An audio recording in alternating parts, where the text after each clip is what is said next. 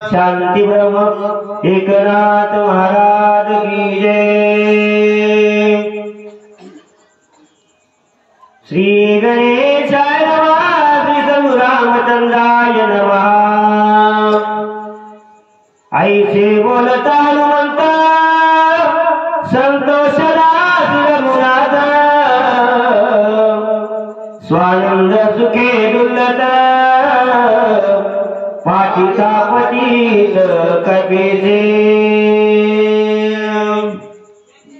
गौरी पुत्र गणराय, कौशल्या पुत्र रामराय, अंजना माईचे लाडके असे असणारे सुपुत्र हनुमंतराय यांच्या चरणावर नतमस्तक होऊन या ठिकाणी गुणीवाचक, ज्ञानी सूचक आणि श्रोते सज्जन मायबाप तुमच्याही चरणावर या ठिकाणी नतमस्तक होतो। आणि कथेकडे वळण्यापूर्वी आमचे प्राध्यापक असे असणारे गडजे सर, नरोटे महाराज, थोरवे महाराज आणि थोरात महाराज यांच्यामुळे हा आज सेवा करण्याचा योग आज या सालेगावामध्ये आलेला आहे। आमची भेट नरसी नामदेव येथे भावार्थ रामायणाची सांगता, ऑनलाईन भावार्थ रामायण त्या ठिकाणी झाली होती। आणि झाल्याच्या नंतर त्या ठिकाणी असं असणार आमचे प्राध्यापक सर सांगत होते की आमच्या गावामध्ये 33 वर्ष झाले या ठिकाणी लक्ष्मण शक्तीचा कार्यक्रम होतो। मग त्यावेळेसच आम्हाला वाटलं की एक दिवस आपल्याला सालेगावला जायचंय। मग त्यावेळेस आणि आमच्या मनामध्ये इच्छा होती आणि आमचा फोनही सारखाच सरला होता, सर तुमचा कार्यक्रम कधी आहे? 31 डिसेंबर। म्हणजे 31 डिसेंबर हा एन्जॉय करण्याचा दिवस आहे आणि त्यांनी भगवंताचे नाम चिंतन करण्याचा योग या ठिकाणी घडवून आणलेला आहे। खरोखरच भाव हे जे तुमचं गाव आहे खूप भाग्यवान महाराज। कारण मग त्यावेळेस आम्ही फोन केला, काल फोन केला, परवा दिवशी केला। परवा दिवशी म्हणलं कसं काय कर, आम्ही आलो। ते म्हणजे येऊ नका, आमचा कार्यक्रमच नाही। आता कार्यक्रम नाही म्हणजे मी आपल्याला अडचण विचारली, म्हणजे कशामुळे नाही? ते म्हणजे असं पट्टी होत नाही। म्हणलं आम्ही 1000 रुपये घेऊन जातो, फक्त कार्यक्रम करा, आम्ही तुम्हाला येऊन पट्टी देऊन जातो, असा मी शब्द त्यांना दिला होता। मग ते म्हणजे हरकत नाही, आम्ही काहीतरी करू। मग त्यावेळेस मग काल त्यांचं काय झालं नियोजन काय माहित। भगवंताच्या कृपेने, साधू संतांच्या आशीर्वादाने आणि गावकरीच्या सहकार्याने हा योग काल या ठिकाणी घडून आलेला आहे। आणि योग घडून आल्यामुळं त्यांचा रात्री 9:30 वाजता मला फोन आलाय आणि म्हणले माऊली आपला कार्यक्रम ठरलाय, तुम्हाला यावंच लागते। म्हणलं हरकत नाही, कसं काय? ते म्हणले योग भगवंताने घडवून आणलाय। म्हणलं चांगली गोष्ट आहे। अहो ज्या ठिकाणी भगवंत आहे त्या ठिकाणी कार्यक्रम होत असतात। कारण या ठिकाणी आता जास्त पांघाळ लावल्यापेक्षा आपण कथेकडे वळू। कारण या ठिकाणी असं असणार हनुमंतरायाने, कारण अगोदरच आमच्या गुरुवरांची कथा या ठिकाणी आपण ऐकली आणि ऐकल्याच्या नंतर खरोखरच कथा करावी तर अशीच करावी, माणसाचं मन त्या कथेतून बाजूला गेलं पाहिजे, अशी कथा त्या ठिकाणी झाली पाहिजे। कारण कथा करिता निरूपण, जीवाचे उडे जीवपण, शिवाचे झळे शिवपण, ब्रह्म परिपूर्ण कोण दाटे। कारण ज्या वेळेस आमच्या गुरुवर्यांनी दत्तराव पाटील मामा दाभेकर यांनी कथा केली त्यावेळेस प्रत्येक माणूस त्यांच्या चेहऱ्याकडे पाहत होता, प्रत्येक एक शब्द त्या ठिकाणी ऐकत होता। कारण कथा ही अशीच करावी, अशीच ऐकावी, तर त्याच्यामध्ये देव सुद्धा नाचत असतो आणि हनुमंतराय सुद्धा या ठिकाणी ही कथा या ठिकाणी ऐकत आहेत। आणि ऐकत ज्या ज्या ठिकाणी रामायण आहे त्या त्या ठिकाणी हनुमंतराय ऐकत असतात। म्हणून या ठिकाणी हनुमंतराय त्या ठिकाणी बोलून आलेले आहेत, हे भगवंता या ठिकाणी माझ्यावर जे काही कार्य सोपवले ते कार्य या ठिकाणी पार पाडण्याची जबाबदारी माझी आहे, असं बोलल्याच्या नंतर भगवंतानी रामप्रभूंनी त्रैलोक्याचा मालक या ठिकाणी भूमानले काय केलेले, हनुमंताची पाठ त्या ठिकाणी थोपटली आणि थोपटल्याच्या नंतर काय झालं महाराज सगळेची बोले रघुराजा जय हो सगळे गमुठी पवनात वजा शीघ्र करून यावे कागा बंधू राजा उठवावे सगळ्याची उठी पवनात मजा या त्रैलोक्याचा मालक त्या ठिकाणी हनुमंतरायाला बोलू लागले हे हनुमंता लवकर उठ लवकर जा आणि औषधी घेऊन ये आणि माझा भाऊ बंधू लक्ष्मण या ठिकाणी उठव असं त्या ठिकाणी भगवंत बोलू लागले स्वस्त असो तुझी चित्त स्वस्त असो तुझे जीवितांग प्रत्यंग समस्त कपिला तरी जगी जाई कारण या ठिकाणी कुठलंही काम करायचं असेल तर त्या ठिकाणी माणसाचं चित्त स्वस्थ असायला पाहिजे कारण मन त्या ठिकाणी शांत असायला पाहिजे मग त्यावेळेस कुठलंही काम त्या ठिकाणी होत असते म्हणून हे हनुमंता तू ज्यावेळेस औषधी आणण्यासाठी जाशील त्यावेळेस म्हणले काय असं तुझं जे मन आहे स्वस्थ असू दे चित्त म्हणले काय ध्यान म्हणले असं असणार राहू दे चांगलं म्हणले काय असं असणार काम त्या ठिकाणी कर असा आशीर्वाद भगवंतानी हनुमंताला दिलाय दिल्यावर स्वस्ती असो तुझ लागी कल्याण असो सर्वांगी सर्वदा विजयी जगी तनु सर्वांगी सदृढ कारण या ठिकाणी भगवंत हनुमंतरायाला आशीर्वाद देऊ लागले कारण हे जे म्हणले काय तुझे जे शरीर आहे सदृढ असो म्हणजे तुला कुठल्याही त्या ठिकाणी असा असणारा खोकला व येऊ नये कारण असं असणारे कार्य करत असताना म्हणले काय त्या ठिकाणी तुझं मन चित्त अहंकार हे सर्व म्हणले काय असं चांगलं राहो सुदृढ राहो आणि म्हणले काय तू या जगामध्ये चिरंजीवी होशील असा आशीर्वाद त्या ठिकाणी भगवंताने दिलेला आहे हनुमंत होई चिरंजीवी ते जीवित ज्ञानानुभवी ज्ञान विज्ञान पदवी तुझे निभावी जगाची कारण या जगामध्ये या त्रैलोक्यामध्ये तू कसा म्हणजे चिरंजीव हो आणि ज्ञान विज्ञान ही पदवी तुला लाभो असा आशीर्वाद दिलेला आहे ज्ञान आणि विज्ञान या दोन्हीची ओळख त्या ठिकाणी तुला राहिली पाहिजे आता ज्ञान आणि विज्ञान विज्ञान हे आपल्या शास्त्रामध्ये असं सांगितलेलं आहे विज्ञान म्हणजे आध्यात्मिक ज्ञान आणि हे ज्ञान वेगळं पोट भरण्याचं ज्ञान वेगळं आता हे शिक्षण करून त्या ठिकाणी प्राध्यापक झाले हे ज्ञान वेगळं पण अध्यात्म ज्ञानाची ओळख तुला हो असा भगवंताने आशीर्वाद त्या ठिकाणी दिलाय आता मी तुझं देव आशीर्वाद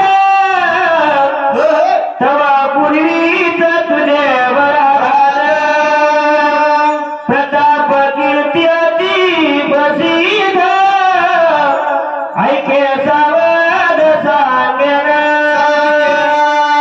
अनंत कोटी ब्रह्मांड नायक राजाधिराज परब्रह्म भगवान राम त्या ठिकाणी म्हणू लागलेले हे हनुमंता या ठिकाणी तुला आशीर्वाद द्यायची काय गरज आहे म्हणजे पूर्वीच मला काय तुझी प्रताप शक्ती आगार आहे ऐक म्हणले कशी आहे ते बाळपणी आकलीला वालवतरी देवजानी प्रधान हनुमंतेनी मला मागितलो तेपासून तुझा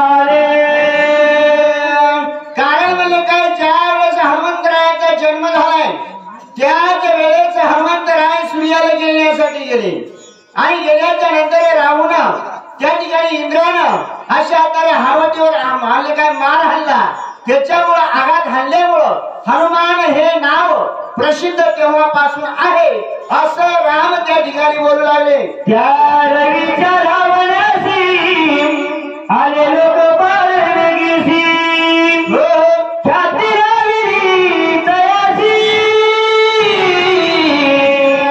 ऐक सावकाशी सांगेना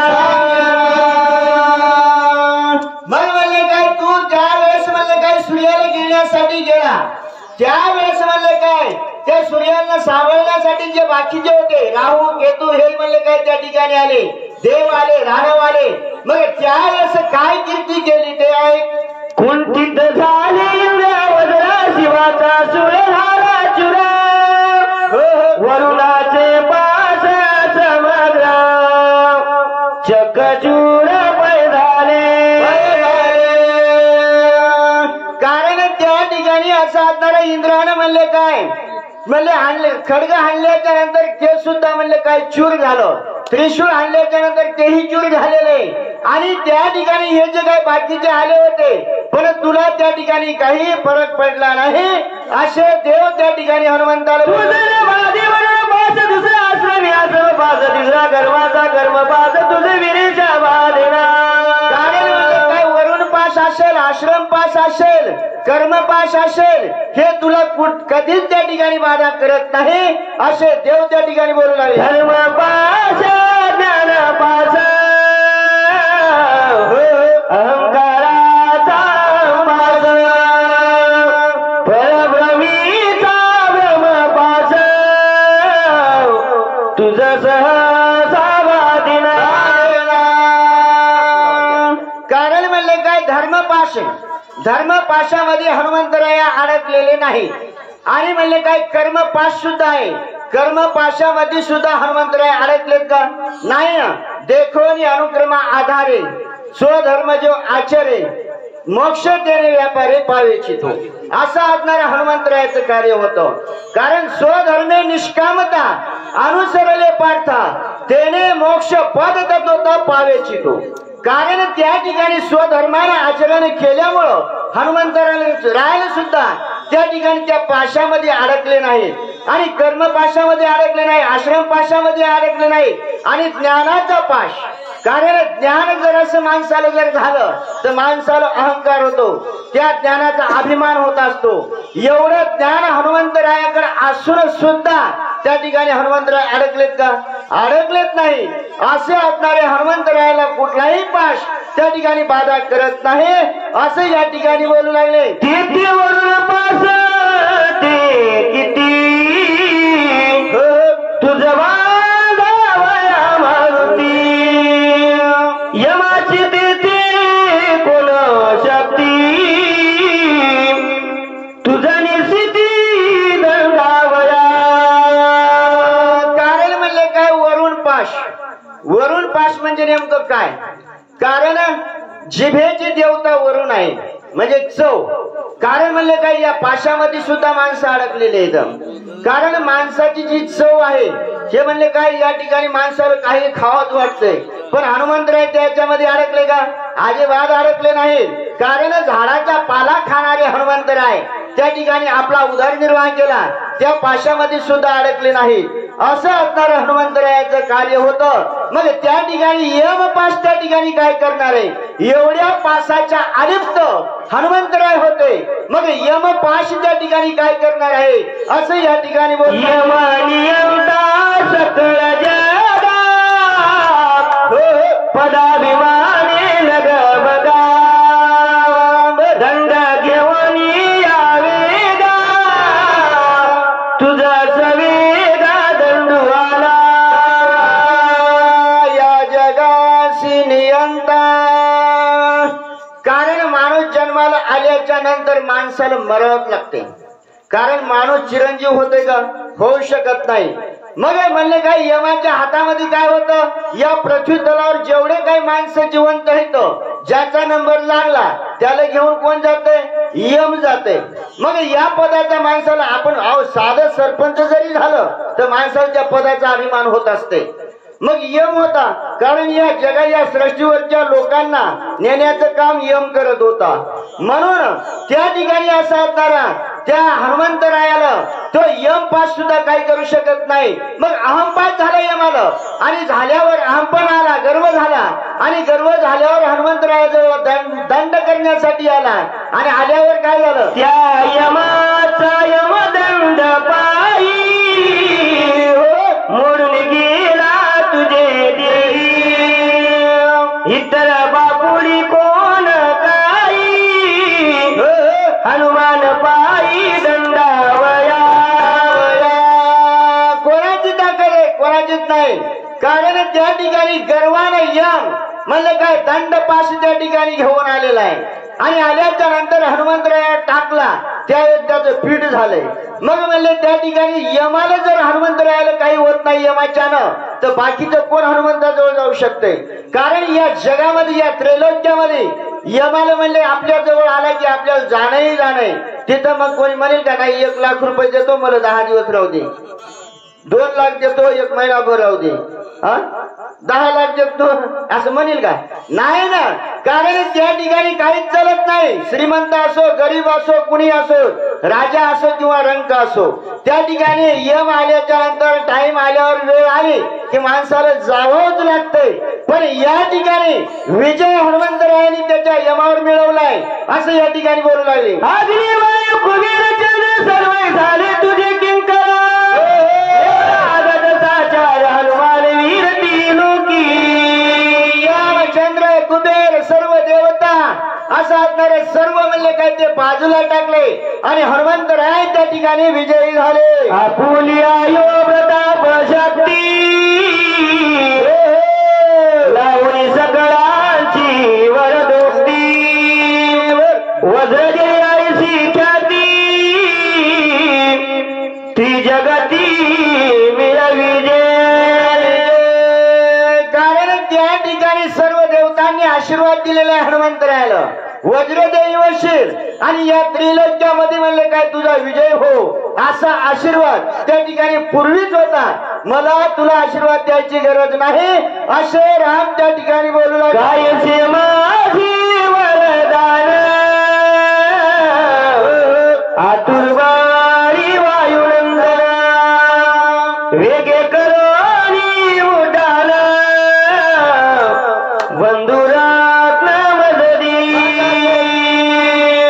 भगवंत राम त्या ठिकाणी हनुमंतरायाला बोलू लागले पूर्वीच म्हणले काय तुझं बळ आगार आहे आणि तुला म्हणले काय आशीर्वाद देण्याची गरज नाही.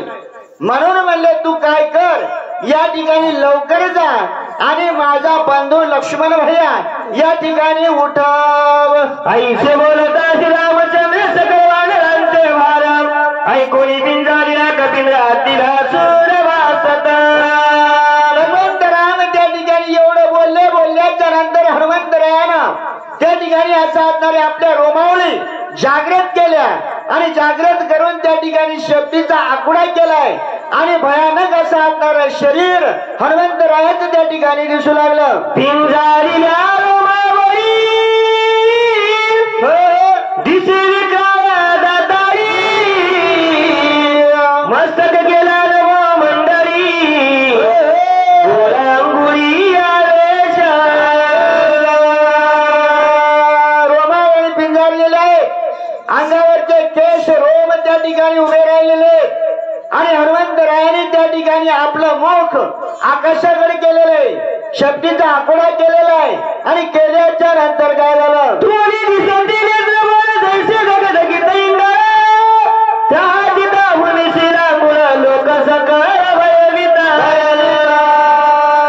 कारण त्या ठिकाणी लाल भडक अशा असणारे डोळे हनुमंतरायाचे झाले, रागीट चेहरा झालेला आहे आणि हनुमंतरायाकडे पाहिल्याच्या नंतर त्या ठिकाणी माणसाला भीती वाटू लागली.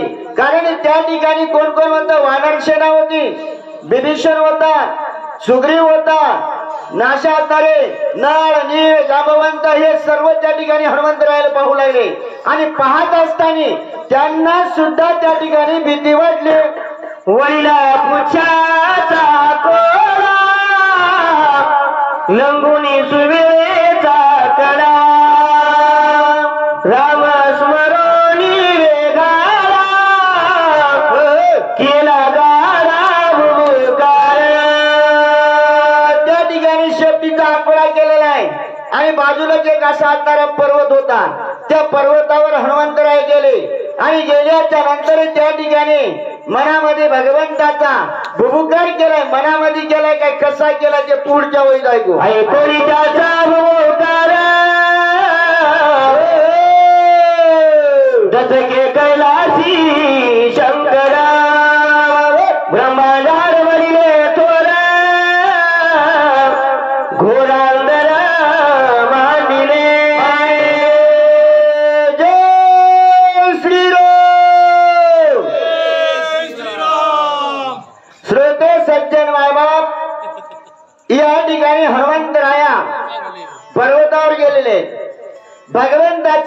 नामचिंतन त्या ठिकाणी केलेलं आहे. कशासाठी केलंय? आपला लक्ष्मण उठवायचा आहे का नाही आपल्याला शालेगावात उठवायचं आहे की नाही? उठवायचं ना. मग त्या ठिकाणी हनुमंतानं जसा भुभुक्कार केलाय तसा भुभुक्कार कुठपर्यंत गेला? कारण कैलासापर्यंत गेलाय, महादेवाला ऐकू गेलाय. तसा साले गावातला आवाज वैकुंठामध्ये गेला पाहिजे. जय श्रीराम. माणसाचा आला पण महिला मंडळीचा आला नाही ना. आता लाडक्या बहिणी जय श्रीराम. श्रोते सज्जन मायबाप, ज्या वेळेस आपण राम नामाचा जप करतो, एकांतामध्ये करतो, त्यावेळेस त्याचं फळ कमी असते. पण ज्या वेळेस या ज्ञान मंडपामध्ये भगवंताचं नामचिंतन करता त्यावेळेस कितीतरी पटीनं त्या ठिकाणी पुण्याचा साठा होत असतो.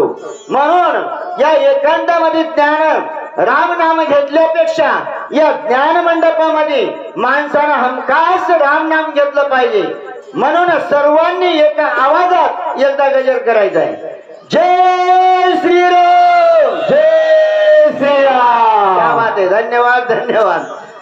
मग त्या ठिकाणी हनुमंतरायाने भगवंताचा गजर केलाय, भुभुकार केलाय आणि केल्याच्या नंतर तो आवाज कुठपर्यंत गेलाय? कैलासापर्यंत गेलाय, नवे नवे सत्य लोकांपर्यंत गेलाय. गेल्यावर आकाळी प्रयोग सृष्टी प्रलय रुद्र निवाती दृष्टी इंद्रादिक पडिले संकटी प्राणकाठी दाखले. हनुमंतरायाच्या आवाजानं इंद्रादी देव कंठी म्हणले का त्यांचा कंठ त्या ठिकाणी दाटलाय. मूर्छना येऊन खाली पडलेले, स्वर्ग मृत्यू पाताळ या तिन्ही ताळामध्ये असा असणारा त्या हनुमंतरायाचा आवाज गेलाय, भुभुकार गेलाय. गेल्यावर काय झालं? कळे कचले सादरी वृक्ष भ्रमती गगनांतरी उड्डाण करिता कपी केशरी सुरासुरी आकांत. हनुमंतरायाने ज्या वेळेस उड्डाण करीत असताना पर्वत म्हणले काय खचलाय, खचल्याच्या नंतर म्हणले काय अशी असणारी दरड कोसळली आणि कोसळून खाली समुद्रामध्ये पडली. समुद्र हळाळलाय, त्या ठिकाणी भूकंप झालाय आणि भूकंप होऊन त्या ठिकाणी सर्व लोक त्या ठिकाणी भिवू लागलेले. आणि बाबा नेमकं झालं काय? असं झाल्यावर काय झालं? सप्तसागरा कळवळा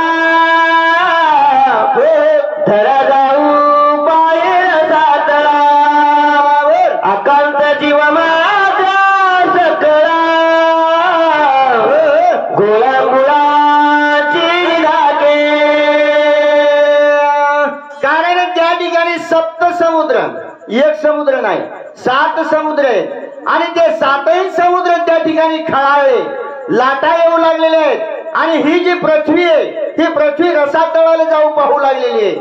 आणि सर्व त्या ठिकाणी सर्व देव त्या ठिकाणी चिंता करू लागलेले आहेत. मानव जात त्या ठिकाणी चिंता करू लागलेले, राक्षस सुद्धा त्या ठिकाणी चिंता करू लागलेले.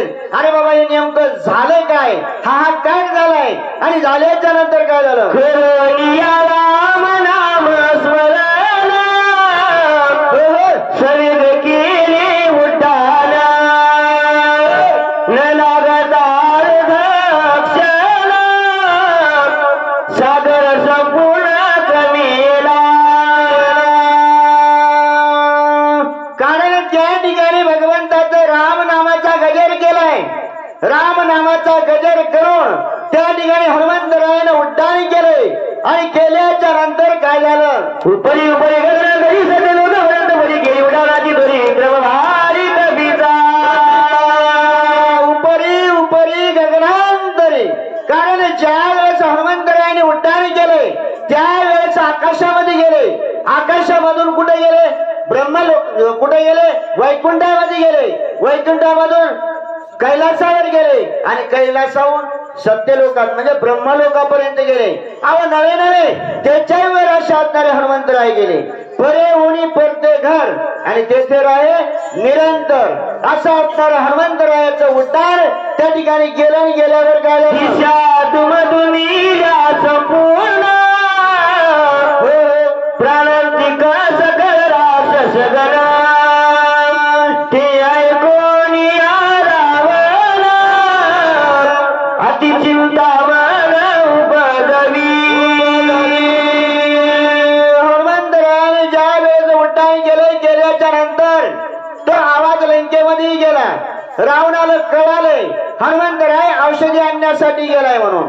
मग त्यावेळेस रावणाला काय झालं, चिंता लागली. चिंता बरी नाही बर काय. चिंता म्हणजे काय, माणसाला जिवंतपणी जाळते आणि चिंता माणसाला एकदाच जाळते. म्हणून चिंता लागाव, चिंता लागू नये. चिंता ऐशी टाकिनी काट कलेजा खाय वैद बिचारा क्या करे कहा तक दवा लगाय. कारण ते राहतच नाही. किती वैद आणले काही गेले याची जर चिंताच नाही गेले ते दुरुस्त होईल का, होणारच नाही. तशी चिंता त्या ठिकाणी रावणाला लागली आणि लागल्याच्या नंतर काय झालं, मनी गेली आता पिल्ला आणि औषधी समग्र उठविल्या सौमित्र श्रीरामचंद्र नाटोबे. रावण त्या ठिकाणी म्हणून लागलेला आहे हनुमंतराय गेलेला आहे आणि औषधी आणल्याच्या नंतर त्या ठिकाणी लक्ष्मण उठेल आणि लक्ष्मण उठल्यावर काय होईल ते पुढच्या ओळीत ऐकू. ही तर एकमेका परिसवीर योधे कर्क सारखी मिळाले उदास बघा मास एकापेक्षा वीर गोळांगुळ असं होणार. एकापेक्षा एक बलवान आहेत. 10 रुपयाची कुस्ती खेळणार आहेत, 100 रुपयाची खेळणार आहेत, 1000 रुपयाची खेळणार आहेत, जेवढी असेल तेवढ्याची खेळणार आहेत. एकापेक्षा एक बलवान वानर त्यांच्यामध्ये आहे. आणि जर एकदा जर लक्ष्मण भैया जर उठला तर माझं काही खरं नाही असा रावण त्या ठिकाणी विचार करू लागलाय. आता काय करू विचार प्रधान मारिले समग्र इंद्रजितादि अखया पुत्र कुमार कुमार मारिले. रावण त्या ठिकाणी विचार करू लागलेला आहे. कारण त्या ठिकाणी इंद्रजित मारलेला आहे, प्रधान मारलेले म्हणजे त्या ठिकाणी माझे कुमार जेवढे होते तेवढेही मारले. आता या ठिकाणी शिल्लक फक्त मी एकटाच राहिलेलो आहे आणि मग एकट्याने या ठिकाणी काय होणार आहे, काहीच होऊ शकत नाही.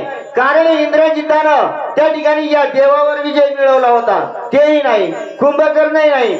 असा त्या ठिकाणी विचार रावण करू लागला. हैसे चिंतता रावणा करू विसरला भोजना विसरला उदक पाना अति चिंता मना पीडित. कारण कोरोनाच्या काळामध्ये झालं आपल्याला, चालतं नाही. कारण माणसाला काहीच कळलं नाही गेलं ना. बाहेर जावं तर कुठं काय बाहेर निघू दे ना गेले घराच्या आत, मग खायचं काय चिंता माणसाला. कारण काम नव्हता, धंदा नव्हतं, काहीच नव्हतं. आपल्या खेड्याने तरी चलत होतं. आपण जात होतो, शेतात जात होतो, येत होतो, खात होतो. पण तिकडे जे लांबवर होते शहरामध्ये त्याची किती दशा झाली. त्याला गावाकडे येण्यासाठी काही काही लोक तर पायी आले, उपाशी आले. त्याची खूप अशा असणाऱ्या व्यथा झाल्या. असं या ठिकाणी रावण त्या ठिकाणी जेवण करण्याचं विसरलेला आहे, पाणी पिण्याचं विसरलेलं आहे. आता मी या ठिकाणी काय विचार करू आणि कसा करू असा विचार करत असताना काय झालं, निद्रा न लागे करितासी उठी मैसी तव देखील काळने मिसी मग चरणाची लागला. कारण त्या ठिकाणी फुलाची शेत होती. रावण आता 14 चौकड्याचं राज्य होतं रावणाकडे. एवढे मोठे सोन्याचे घर होते. आता त्याच्याकडे पलंग साधा असेल का, बर ते पैशावरही झोपत असेल, सोन्याचा पलंग असेल, मग तशा गादीवर झोप यायलाच पाहिजे माणसाला. आपल्याला गोदड्यावर झोप याली, हा गोदड नसेल तर शेतात झोपायला माणूस दाऱ्यावर, काही नसताना अंग टाका झोप लागते की ना पहा आपल्याला. पण त्याला एवढं वैभव असून सुद्धा त्या ठिकाणी रावणाला झोप लागणं. खालीवर उठबशा करू लागलेला आहे. बसला की लगेच उठू लागला, घरामध्ये चक्रा मारू लागला आणि चक्रा मारत असताना तेवढ्यामध्ये कालनेमी नावाचा राक्षस त्या ठिकाणी समोर दिसला. दिसल्या बरोबर त्या ठिकाणी असा असणारा एवढा मोठा रावण, कालनेमी लहान होता, गरीब होता, त्याच्या पाया पडला. आता लहान मोठ्यानं लहानाच्या पाया पडल्यावर काय होतंय ते आपण पुढच्या ओळीत सांगू. चारी मुखे सरतीला दारा विकत विकराळा ढग ढगीत नेत्र गोळा जैसे इंगाळ कदिराचे. कारण ते एका मुखाचं नव्हतं, 4 मुख होते, 4 तोंड त्याला. म्हणले काय जीभ लळलळ करू लागलेले, दाढा अशा सुळासारख्या होत्या आणि डोळे लाल भडक होते. आणि मग त्या ठिकाणी काय झालं पुन्हा, जीवामुखी समसमित अति दीर्घ चारी हात केस निळ कठीण तेत उभे दिसत सुळ जैसे. करू लागले, केस उभे होते, असा भयानक भ्यासूर. त्या ठिकाणी एखादं भूत, आता भूत आपण तर पाहिलंच नाही, आता एवढं रामनाम असल्यावर भूताचा काय लागे जवळ याला. काय एखाद्या जुन्या माणसं पाहत होते, आता तर भूतही कुठे गेलं आणि ते वैजय कुठे गेले काही मिळत लागलं. पहिले होते, पहिले वैजय होते, भूतावळे होते, याला भूत लागलं आणि त्याला लागलं. अशा भूतासारखा तो काल नेहमी त्या ठिकाणी दिसू लागला. मग काय झालं, अति तिकट दराचारी मुख समान पर्वत दरी बरोबर खापरायचा काळा शरीरी मुखे चारी समसमित. खापरासारखा काळा होता, आता खापर राहिले नाही. तव्यातही ना चुली नाही, तर आता ते गॅस आलाय, त्या तव्यावर काळा तवा व्हायला की नाही गोळा. पहिला काळा टक म्हणले काय होत होता तवा, तेवढा काळा टक काढले मी त्या ठिकाणी दिसू लागला. दाढा जीवा समसमित होत्या, भ्यासूर त्या ठिकाणी दिसला. दिसल्यावर वृक्ष रोहिरे जैसे असती तैसे हात पाय दिसती भिंगुळवाणी शरीराकृती देखता भीती यमकाळ. कारण म्हणले काय मोठमोठाले वृक्ष, अशोकाचे वृक्ष खूप मोठाले असतात, तेवढाही म्हणले काय त्याचे हातपाय दिसत होते. असा आकाशात लागला, एवढं उंच असा असणारा तो भिंगुळवाणी असा तो राक्षस त्या ठिकाणी दिसला. दिसल्यावर काय झालं, अति भयानक शरीर त्या माती रचिले तुला जावणी सत्वर फळवते अति व्यासूर असा असणारा भयानक तो कालनेमी होता. रावण त्या ठिकाणी कालनेमीला सांगू लागलाय, तू म्हणले काय असा असणारा समोर जाय, त्या पर्वतावर जाय, पर्वतावर जाऊन काय कर, लवनादी सगळ समुद्र कुसदीप समुद्र लंगोनिया शिरा समुद्र पर्वतेल टाकावा. लवनादी म्हणजे मिठाचा समुद्र, पाण्याचा समुद्र, 7 समुद्र आहेत म्हणले. असा तर एवढे पार करून तिथं तू जाय, त्या डोंगरावर जाय, पर्वत आहे तिथं जाऊन म्हणले काय कर, तुझा नभोवे गे गमाना म्हणून आलो तुझा शरण तेथे गेला कपी नंदन त्याची वीर करावे. मनोजवम मारुततुल्य वेगम जितेंद्रियम बुद्धिमताम वरिष्ठम वातात्मज वानरायुत मुखम श्रीरामदूतम शरणम प्रपदे. मनाच्या वेगानं त्या ठिकाणी हनुमंतरायाचं उड्डाण समोर गेलेलं आहे. आणि तुलाही असं असणार गमन तसंच आहे. म्हणजे नभोगमन म्हणजे एवढं गमन तुझं आहे. तूही म्हणले काय त्याच्याही पलीकडे असं असणार तुझं गमन आहे. तू त्याच्या अगोदर तिथपर्यंत जाय आणि जाऊन असं असणार आश्रम तयार कर. कारणी ऐक विनंती लक्ष्मणा वेदनी से शक्ती उद्या येता गवस्ती सौमित्र निश्चिती मरेला. कारण त्या ठिकाणी असा असणारा हनुमंतराया औषधी आणण्यासाठी गेलेला आहे आणि सूर्यनारायण उगवायच्या आत तो औषधी घेऊन येणार आहे. आणि औषधी घेऊन आल्याच्या नंतर लक्ष्मण भैया उठणारे. म्हणून म्हणले सूर्य उगेपर्यंत त्या ठिकाणी तू काय कर, त्याला थांबव असा रावण त्या ठिकाणी बोलू लागला.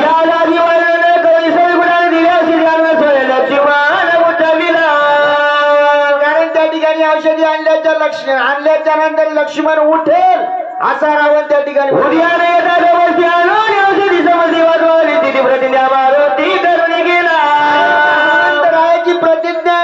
सूर्य उगवायच्या अगोदर मी जातो आणि औषधी घेऊन येतो आणि ते आणल्याशिवाय राहतच नाही, ही रावणाला पक्की खात्री होती. म्हणून तो कालनेमीला त्या ठिकाणी सांगू लागला, तत्काळ औषधी आणून आताची उठेल लक्ष्मण, मग त्याशी झुंजला कोण राम लक्ष्मण तुरुबरी. कारण त्या ठिकाणी लवकर औषधी घेऊन येईल.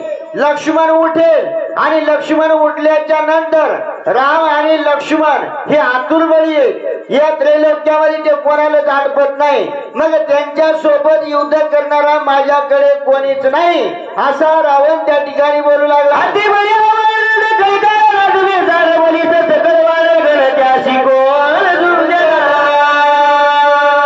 कारण म्हणले काय, याच्यामध्ये येते का गोळांगोळ, येते का वानर, कळी काळाला सुद्धा म्हणले काय भेट नाही, त्यांच्यावर सुद्धा त्यांचा विजय आहे. मग अशा वानरांसोबत त्या ठिकाणी कोण युद्ध करील. कपटे करून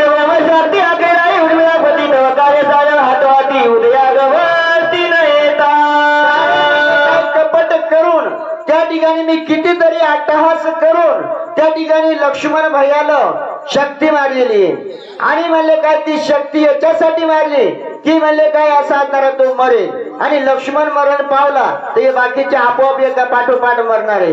म्हणून म्हणले काय, या ठिकाणी अशी युक्ती कर की औषधी दिवस उगवेपर्यंत आणू देऊ नको असा रावण त्या ठिकाणी सांगू लागला. चंद्रावृत्ती सदा पूर्ण चंद्राचल मनती म्हणून हिरवित दोराजी झाला नामाविरार विख्यात. कारण म्हणले काय, चंद्रामृत, चंद्राचे कण अमृत त्या ठिकाणी त्या पर्वतावर पडलेले आणि पडल्यामुळं त्या अमृतापासून अशा असणाऱ्या संजीवनी वनस्पती निर्माण झालेली आहे आणि त्या डोंगरावर अशा असणारी ती वनस्पती आहे असा तो रावण त्या ठिकाणी सांगू लागला. अमृत अमृत संजीवनी त्या शिवरत औषधी आयशा अनंत पर्वती समस्त वर्तती. चंद्राचे अमृत असं असणारे त्या पर्वतावर पडलं आणि पडल्यामुळे म्हणलं काय, त्या अमृतापासून दिव्य औषधी निर्माण झाल्या आणि त्या औषधी अशा असणाऱ्या आणल्या की लक्ष्मण उठतो. म्हणून म्हणले काय, अशी माहिती तो रावण त्या ठिकाणी कालनेमीला देऊ लागला. तिथे गेला आपण त्या शिखराने विघ्न सूर्योदय जवळ होया. हनुमंतरायात गेलेले आणि माया करून असा असणारा त्यांना रुकव असा तो रावण त्या ठिकाणी कालनेमीला बोलतो. ही मायेचे लक्षण देता घाली वल्कला मरण सर्वांगी वस्व दुलना ऋषी वेश. तू काय कर म्हणले काय, वल्कलांबर त्या ठिकाणी धारण कर, साधूचा वेश धर आणि वेश धरून तिथं जाय. तापस वेश धरणी पूर्ण करावा श्रम निर्माण गोवावया कपी नंदन माया पाल करावी. आणि बाबा त्या ठिकाणी साधूचा वेश धर आणि साधूचा वेश धरून त्या ठिकाणी असा असणारा जाय आणि कपिनंदन म्हणजे अशा असणारे हनुमंत राहिलो त्या ठिकाणी आडो रुकव असं बोलू लागले. सुपक्व फळे सुशीर्धरच्या सुंदर वाक्ष सुपुरी मला आपण द्राव्याती सुचिर गोळा गोळ गुई कुंतवावया. त्या ठिकाणी रावण कोणाला कालनेमीला सांगू लागलेला आहे, हनुमंतरायाला जर गुंतवायचं असल तर म्हणले काय, तिथे फळाच्या बागा लाव, केळी लाव, जांब लाव. आता जांब आम्हाला या आमच्या प्राध्यापक गरजेसरनं खाऊ घातले त्याने आम्हाला गोवून धरला. आता ते सूर्य उठवतो उगवतो आम्हाला म्हणले या गावातून जाऊच देणार नाही, कारण जांब खाऊ घातलेत ना. रावण सांगू लागला कोणाला काल नेमिला, अरे बाबा तू काय कर, मारून दिलं काय कर, फळं खाऊ घाल. आणि फळं खाऊ घातल्यामुळं हनुमंतराया तुझ्या जवळ राहतील असं बोलल्यावर काय झालं, निष्ठा डावावी ब्रह्मज्ञान कथेशी वर्णावा तेने त्यासी सुख गहन कपिनंदन त्याला निष्ठा दावावी ब्रह्मज्ञान कथेशी वर्णावा रघुनंदन. कारण त्या ठिकाणी कोणाला रावणाला पक्क माहित होतं, ब्रह्मज्ञानाच्या जर गोष्टी सांगितल्या आणि कुणाच्या पुन्हा भगवंताच्या रामाच्या रघुनंदनाचं जर वर्णन केलं तर हनुमंतराया तुझ्या जवळून जाऊ शकत नाही असा रावण त्या ठिकाणी काल नेमेले बोलू लागला. अतित करावे हनुमंता सुरस सदावी राम कथा जे गुंती परे कपिनाथा तिथे सर्वथा करावे. सुरस सांगावी राम कथा. कथा कशी सांगाव, आमच्या गुरुवर यासारखी सांगाव. तशी जर सांगली तर म्हणले त्या ठिकाणी माणसं जागीच बसून राहतील, आणि तशी नाही सांगली तर हे सगळे घरी जाऊन झोपतील. झोपणारच न हो, कारण त्या ठिकाणी कथेमध्ये असं असणारं चिंतन झालं पाहिजे. आणि त्या भगवंताचं रघुनंदनाचं भगवंताचं राम प्रभूचं वर्णन त्या ठिकाणी कर. आणि भगवंताचं वर्णन केल्यामुळं हनुमंतराया त्या ठिकाणी गुंततील. तेथे मासुर राक्षसी प्राणी मात्रा सगळे ग्रासी आपण युक्ती साधावी ऐसी जे कपिल राशी ते गिरी. कारण रावण एकदा फेरफटका मारून मला वाटतं तिकडून आलता काय की, कारण त्या पर्वतावर तिकडून सांगू लागलेला आहे काल नेलं, अरे बाबा तिथंच म्हणले काय बाजूलाच एक पाणी आहे म्हणले, आणि त्या पाण्यामध्ये असे असणारे सिंह व्याघ्र, त्या वनामध्ये सिंह असतील, वाघ असतील, आणि म्हणले काय जलचर प्राणी असतील, राक्षस असतील, यांच्या हातानेच म्हणले त्या हनुमंताचा काटा काढ असा रावण त्या ठिकाणी बोलू लागला. औषधी समीप सविस्तारा जळे संपूर्ण सरोवर सुंदर कमळी मनोहर तेथे कपिल गोवा. कारण त्या ठिकाणी थांबून ठेवायचं म्हणल्यावर आता शेगावचा आनंद आश्रम पाहिलं का? आनंद आश्रम शेगावला गेलते का? हा गेलते, पाहिलाय.